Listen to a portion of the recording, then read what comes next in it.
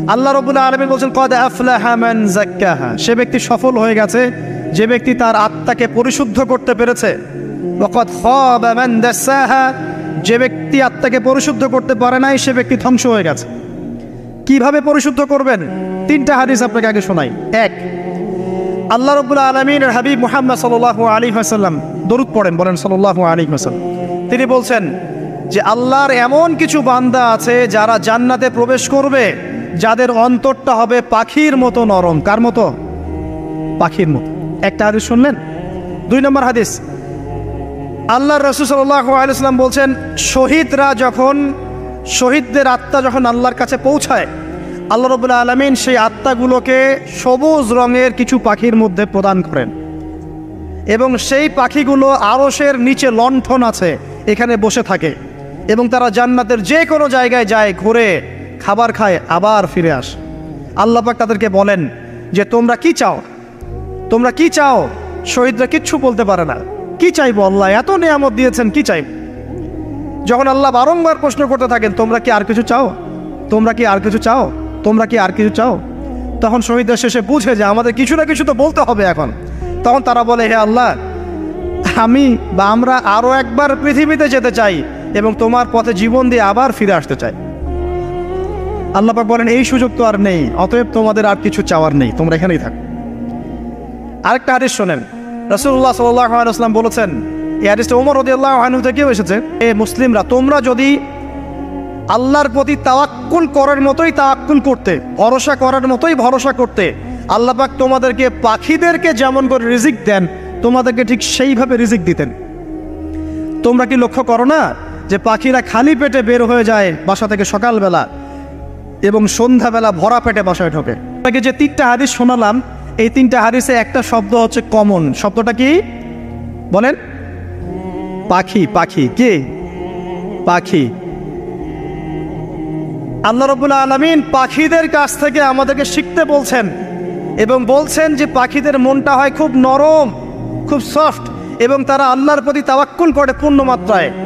তারা সকালবেলা ভোরবেলা বের হয়ে যায় এবং সন্ধ্যাবেলা বাসায় ফেরে, খালি পেটে বের হয়, ভরা পেটে বাসায় ফেরে। এবং আল্লাহ পাক সবচেয়ে সম্মানিত মৌত যেটা শহীদের মৌত, সেই শহীদদের আত্মাকে আল্লাহ পাক পাখির রূপ দিবেন। তাহলে পাখিটার বিষয়ে একটা ফোকাস করার দরকার আছে না? আচ্ছা, এখানে আসেন। পাখির মন হচ্ছে নরম, মানে পাখির মনটা তাসকিয়া, আত্মশুদ্ধিতে পরিপূর্ণ। কদ আফলাহা মান যাক্কাহা, সে ব্যক্তি সফল হলো যার হৃদয়টা পবিত্র, নিষ্পাপ, নিষ্কলুষিত হলো, সে ব্যক্তি সফল হবে ইনশাআল্লাহ। একটা কাজ এখানে খেয়াল করেন, পাখিরা সকালবেলা ভোরবেলা বের হয় আর সন্ধ্যাবেলা বাসায় ফেরে। এখনকার মুসলিমদেরকে দেখবেন দুপুরবেলা ওঠে, রাত 3টায় ঘুমায়। কথা কি বুঝেন নাই? পাখির একদম ভোরবেলা ওঠে, যখন ফজরের আজান দিচ্ছে ঠিক তার এক মুহূর্তে পাখির কিচিরমিচির শুনছেন, তার মানে নামাজের ওয়াক্ত প্রায় চলে যাচ্ছে, তার মানে তার আল্লাহ পাকের হুকুমের সাথেই জেগে ওঠে, সূর্য ডুবে তারা ডুবে যায়। ঠিক এরকম সুন্নত ছিল নবী সাল্লাল্লাহু আলাইহি ওয়াসাল্লামের এবং সাহাবায়ে কেরামের। আজকে 1400 বছর পর মুসলিম জাতি এই সুন্নাহ ভুলে গেছে। আর আমাদের সুন্নত দেখবেন, যদি কোনো রকম উঠেও ফেলি ফজরে, আবার 12টা পর্যন্ত ঘুম, আরো বেশি। আর এই যুব সমাজ যারা আছো তোমরা কেউই 3টা-4টার আগে ঘুমায় বলে আমার মনে হয় না।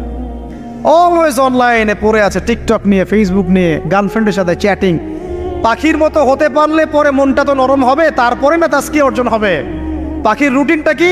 ভোরবেলা বের হয় আর সন্ধ্যাবেলা বাসায় ঢোকে। অতএব আমরা যদি রাসূলুল্লাহ সাল্লাল্লাহু আলাইহি ওয়াসাল্লামের সুন্নাহ মতো ওই ভোরবেলা উঠতে পারি আর আর্লি নাইট ঘুমিয়ে যেতে পারি এবং সারাদিন যদি রাসূলের সুন্নাহগুলোর উপর আমল করতে পারি, তাসকিয়া অর্জন হবে ইনশাআল্লাহ। কথা বুঝতে পারছেন? 2, পাখির মতো নরম মন লাগবে। এখনকার আমরা যারা বেঁচে আছি আমাদের মনগুলা কঠিন। কেমন কঠিন? পাথরের মতো কঠিন।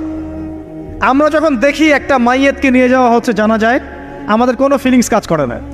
জানাজা যাচ্ছে, জানাজায় দাঁড়িয়ে মোবাইলটা টিপাটিপি করছে, জানাজার সাথে চলছে, কোনো ফিকির নাই যে এই জানাজা আমার হবে কালকে, ওই মোবাইল টিপাটিপি করছে। আমি এমনও দেখেছি, দাফন করা হলো মাইয়েতকে, দাফন করার পরে চারপাশে মানুষজন জড়ো হয়ে গল্প করছে, ভাই আপনার ওই জমিটার কি খবর, আপনার ওইটার কি খবর, বিজনেস কেমন চলছে, চাকরির কি অবস্থা। এই যে মাইয়াতকে পাশে দাফন করলো, কোনো ফিলিংস নাই, কোনো ফিলিংস নাই। আমি আত্মশুদ্ধির কথা বলছি। আত্মশুদ্ধির জন্য আপনার মনটাকে পাখির মতো সফট নরম করতে হবে। যখন আপনি সফট নরম করবেন এবং আত্মশুদ্ধি অর্জন করবেন, তখন দুই ডানা মেলে আপনি আকাশে উঠতে পারবেন ইনশাআল্লাহ। আত্মশুদ্ধি অর্জন না করতে পারলে ডানা কেটে পড়ে যাবে, তখন আর আকাশে উঠতে পারবেন না। কোন আকাশে? ওই যে শহীদের রূহ যে আকাশে চলে গেছে, ওই আকাশ।